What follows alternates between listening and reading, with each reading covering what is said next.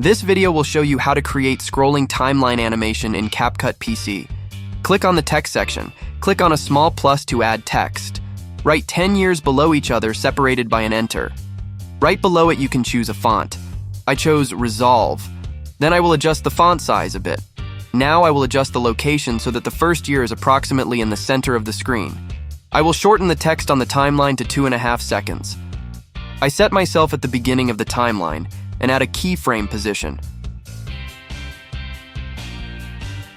I'll make a copy now. Hold Alt and drag the video somewhere at new line. On the original video, set to second. Now drag the copy of the text so that it starts at 2 seconds. Click on the first video, and you need to place the last year exactly where the first year is located. A copy of the video will help you with that. Then you can delete the copy of the text. It is no longer needed. Right-click on text and select Show Variable Speed Animation, or press Alt plus K. Double-click on the Y line. Right-click on a point on the line and select Present Curve.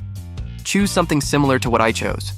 Then, place the blue point so that it lies on a straight line with the first point.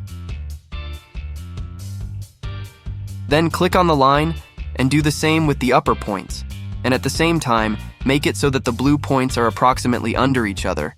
It does not have to be exact. Now, right-click on the text again and select the option Create Compound Clip, set to the beginning of the video. Then go to Video, and then to Mask, select the rectangle, and place it just around the first year. Then change Feather to 15, and you're done.